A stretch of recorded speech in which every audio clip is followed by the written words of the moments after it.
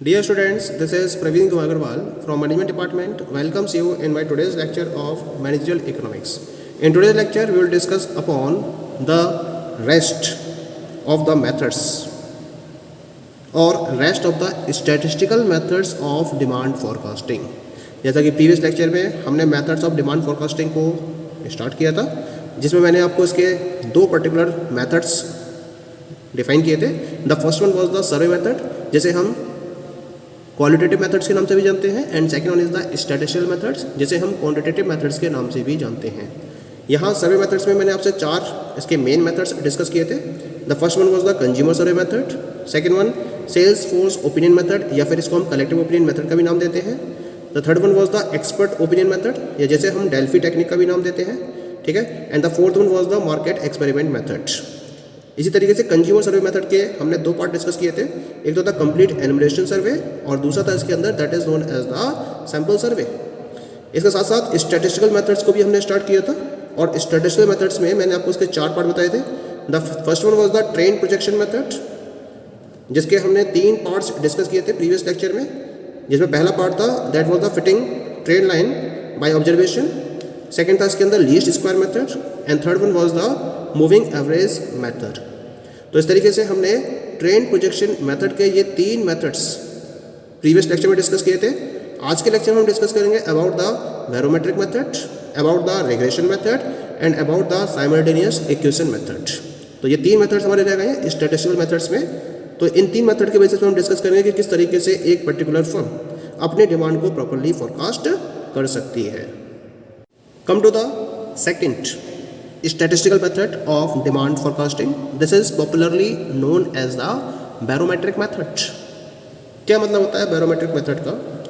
This method is based on the past demands of the product and tries to project the past into the future. The following three indicators are used to predict the future trends of the business. और क्या है ये तीन particular parameters? Leading indicators, lagging indicators, and coincidental indicators. यानी कि barometric method में हम क्या करते हैं, जो प्रोडक्ट है वो उस प्रोडक्ट की पास्ट डिमांड को ध्यान में रखा जाता है इस मेथड के द्वारा, और उसके बेसिस पर उसे प्रोजेक्ट करते हुए फ्यूचर की डिमांड को प्रॉपर्ली डिटरमाइन किया जाता है. यानी कि बैरोमेट्रिक मेथड में जो प्रोडक्ट की पास्ट डिमांड रही है उसको प्रोजेक्ट करते हुए फ्यूचर की डिमांड को प्रॉपर्ली डिटरमाइन किया जाता है. और इस रेफरेंस में बैरोमेट्रिक मेथड के द्वारा तीन पर्टिकुलर इंडिकेटर्स का यूज किया जाता है फ्यूचर ट्रेंड को प्रेडिक्ट करने के पॉइंट ऑफ व्यू से. यानी कि ये फ्यूचर ट्रेंड को प्रेडिक्ट करता है और उस फ्यूचर ट्रेंड के बेसिस पर आप डिमांड को फोरकास्ट कर लेते हो. तो ये तीन इंडिकेटर कौन कौन से हैं? The first one is the leading indicators, second होते हैं लैगिंग इंडिकेटर्स, और थर्ड होते हैं इसके अंदर कोइंसिडेंशियल इंडिकेटर्स. ये जो इकोनॉमिक इंडिकेटर्स हैं, इन इंडिकेटर्स के बेसिस पर किसी भी बिजनेस के प्रोडक्ट के रेफरेंस में जो फ्यूचर ट्रेंड्स होते हैं उनको प्रेडिक्ट किया जाता है प्रॉपर वे में, और इन फ्यूचर ट्रेंड के बेसिस पर जो डिमांड है प्रोडक्ट की उसको फोरकास्ट किया जाता है. तो पहले तो हम फ्यूचर ट्रेंड्स को पता करते हैं, और जो फ्यूचर ट्रेंड्स हमें पता चलते हैं उन फ्यूचर ट्रेंड को ध्यान में रखते हुए हम प्रोडक्ट की डिमांड को फोरकास्ट करते हैं. ये होता है आपका बैरोमेट्रिक मेथड. अब ये तीन इंडिकेटर हैं, ये तीन इंडिकेटर क्या रिप्रेजेंट करते हैं थोड़ा बहुत इसके बारे में डिस्कस कर लेते हैं हमें ना. पहले बात करते हैं लीडिंग इंडिकेटर्स की. लीडिंग इंडिकेटर्स का क्या होता है? मूव अप और down ahead of some series. किसी भी सीरीज के रेफरेंस में ये क्या हो रहे हैं, या तो लगातार अप डायरेक्शन में मूव हो रहे हैं या फिर ये डाउन डायरेक्शन में मूव हो रहे हैं. तो हम इनको बोलते हैं लीडिंग इंडिकेटर्स. दूसरे होते हैं लैगिंग इंडिकेटर्स. लैगिंग का मतलब क्या होता है ना, क्या होता है कि एक पर्टिकुलर टाइम लैग के बाद या एक पर्टिकुलर टाइम पीरियड के बाद ये क्या होते रहते हैं, चेंज होते रहते हैं. यानी कि पहले तो वैल्यू एक टाइम पीरियड तक सेम है, फिर चेंज हुई, फिर सेम होनी शुरू हो गई, फिर चेंज हुई, फिर सेम शुरू हो गई, और एक टाइम पीरियड को फॉलो कर रही है, और हर एक टाइम पीरियड के बाद ये वैल्यू लगातार चेंज हो रही है.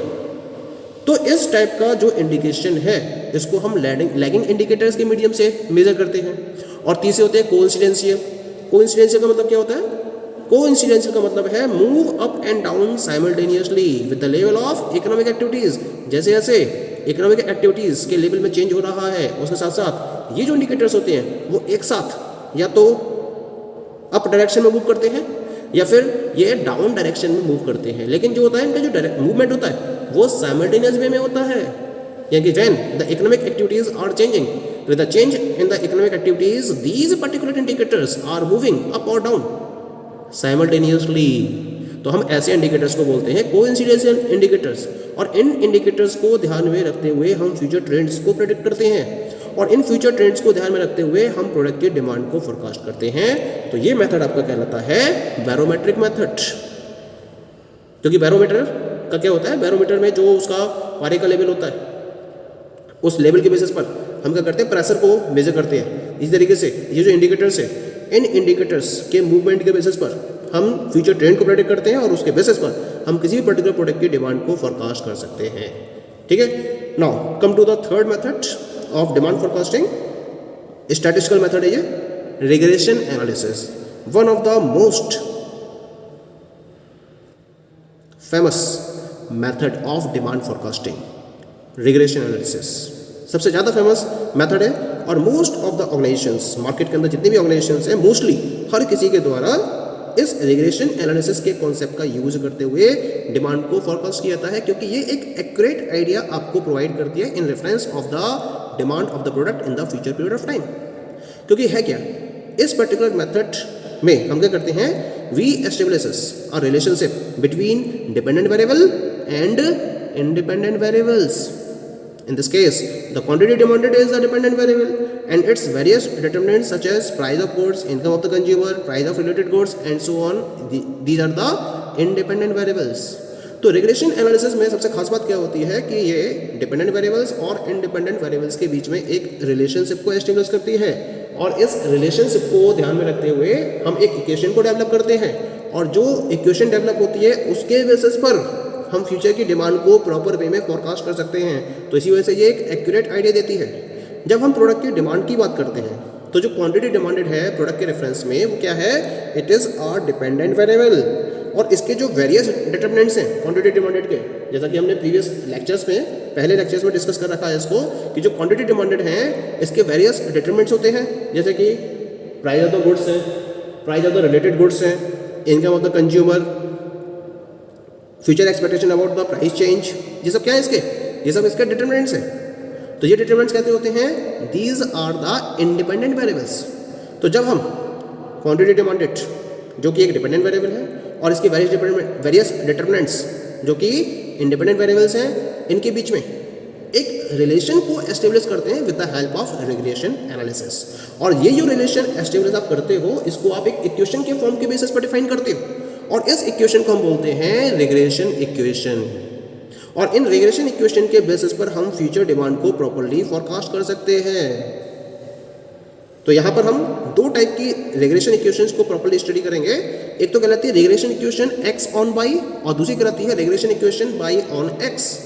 और ये कैसी होती है, ये एक लीनियर रिलेशनशिप होता है। तो हम एज्यूम करते हैं रिग्रेशन एनालिसिस में कि जो दो वेरिएबल्स हैं इनके बीच का रिलेशन कैसा है, लीनियर रिलेशन है, और इस लीनियर रिलेशन को ध्यान में रखते हुए हम इन रिग्रेशन इक्वेशंस को डेवलप करते हैं। तो पहले हम बात करेंगे regression equation X on Y की। तो ये इक्वेशन क्या बनती है, X is equal to A plus B Y, और regression equation Y on X क्या बनती है, Y is equal to A plus B X. पहले इक्वेशन की बात करते हैं X is equal to A plus B Y की। यहाँ एक्स कैसा वेरिएबल है, यहाँ एक्स डिपेंडेंट वेरिएबल है, जबकि वाई कैसा वेरिएबल है, इंडिपेंडेंट वेरिएबल है, और ए और बी कांस्टेंट पैरामीटर्स होते हैं। इसी तरह से जब हम regression equation Y on X की बात करते हैं तो यहाँ जो वाई है वो एक डिपेंडेंट वेरिएबल है, और x कैसा वेरिएबल हो गया यहाँ पर, इंडिपेंडेंट वेरिएबल हो गया। a और b कांस्टेंट पैरामीटर होते हैं। तो इन पर्टिकुलर दोनों इक्वेशन को ध्यान में रखते हुए हम क्या कर सकते हैं, x और y के बीच में एक रिलेशन को एस्टेब्लिश करते थे जो कैसा होता है, लीनियर रिलेशनशिप होता है। यहाँ जो दूसरी इक्वेशन की बात करें अगर मैं y equal to a plus B X की, तो y को हम बोलेंगे फोरकास्टेड डिमांड और x को हम बोलेंगे डिटर्मिनेंट ऑफ डिमांड। अब यहाँ पर हम फ्यूचर की पॉइंट ऑफ व्यू से पहले तो हमारे पास पास्ट डेटा अवेलेबल होगा, उस पास्ट डेटा को ध्यान में रखते हुए हम इस इक्वेशन को ड्राइव कर लेंगे। प्रॉपर टेक्निक होती है इसकी, है ना। और उस पर्टिकुलर टेक्निक को फॉलो करते हुए हम इस इक्वेशन को उस पास्ट डेटा के बेसिस पर ऑब्टेन कर लेते हैं। अब इसके अंदर हम फ्यूचर को ध्यान में रखते हुए एक्स की वैल्यू को पुटअप करेंगे और उसके रिगार्डिंग हमें या उसके करस्पॉन्डिंग हमें फॉरकास्टेड डिमांड पता चल जाती है। तो हम इस मेथड का नाम देते हैं regression analysis. The last one is the simultaneous equation method. क्या होता है इस मेथड के अंदर? For developing this model endogenous and exogenous variables are determined first. After that, necessary data on both exogenous and endogenous variables are collected. Simultaneous equation method के अंदर हम दो टाइप के वेरिएबल्स की बात करते हैं। एक तो होते हैं आपके एंडोजेनस वेरिएबल्स और दूसरे होते हैं आपके एक्सोजेनस वेरिएबल्स। सबसे पहले तो आप क्या करते हो, इन पर्टिकुलर दोनों टाइप के वेरिएबल्स को डिटरमाइन करते हो और फिर जो भी आपको डेटा चाहिए होता है उस डेटा को ध्यान में रखते हुए आप क्या करते हो, इन एक्सोजेनस और एंडोजेनस वेरिएबल्स को कलेक्ट करते हो। तो साइमल्टेनियस इक्वेशन मेथड में सबसे पहला काम होता है, जो भी आपके पास रिक्वायर्ड डेटा है उस रिक्वायर्ड डेटा को कलेक्ट करते हुए उस डेटा के बेसिस पर एंडोजेनस और एक्सोजेनस वेरिएबल्स को कलेक्ट करना। एक बार जब आप दोनों वेरिएबल्स को कलेक्ट कर लेते हो फिर आप क्या करते हो, the model is estimated through some appropriate method. यानी कि अब आप नेचुरल डेटा को कलेक्ट करने के बाद एक प्रॉपर मॉडल को एस्टिमेट करते हो और उसके लिए एक प्रॉपर एप्रोप्रिएट मेथड है जो इस पर्टिकुलर मॉडल के द्वारा सजेस्ट किया गया है, इस साइमल्टेनियस इक्वेशन मेथड के बेसिस पर सजेस्ट किया गया है। इसका यूज़ करते हुए आप एक प्रॉपर मॉडल को डेवलप करते हो और इस मॉडल को आप क्या करते हो, जितने भी एंडोजेनस वेरिएबल्स होते हैं उनको ध्यान में रखते हुए in terms of exogenous variables, यानी कि the model is solved for each endogenous variable in terms of exogenous variables। तो जितने भी endogenous variables हैं उनको exogenous variables के रिगार्डिंग फॉलो करते हुए आप मॉडल को सॉल्व कर लेते हो और उसके बेसिस पर फ्यूचर वैल्यू को प्रॉपरली प्रेडिक्ट कर लेते हो। तो हम इस मॉडल को नाम देते हैं, इस मेथड को नाम देते हैं साइमल्टेनियस इक्वेशन मेथड। अब हमें यहाँ पर बात कर रहे हैं इतनी देर से कि एंडोजेनस वेरिएबल्स और एक्सोजेनस वेरिएबल्स। तो ये दो वेरिएबल्स क्या होते हैं इसके बारे में एक आइडिया ले लेते हैं। यहाँ पर हम एंडोजेनस वेरिएबल्स का मतलब होता है ये कंट्रोलेबल वेरिएबल्स होते हैं और ये वो पर्टिकुलर इनपुट्स होते हैं जो within the model determine किए जाते हैं। Means the inputs which are determined within the model and which are controllable are known as the endogenous variables. और एक्सोजेनस वेरिएबल्स क्या होते हैं, ये क्या होते हैं, these are the inputs of the model. ये मॉडल के इनपुट्स होते हैं, ठीक है, जैसे time, weather conditions, government spending.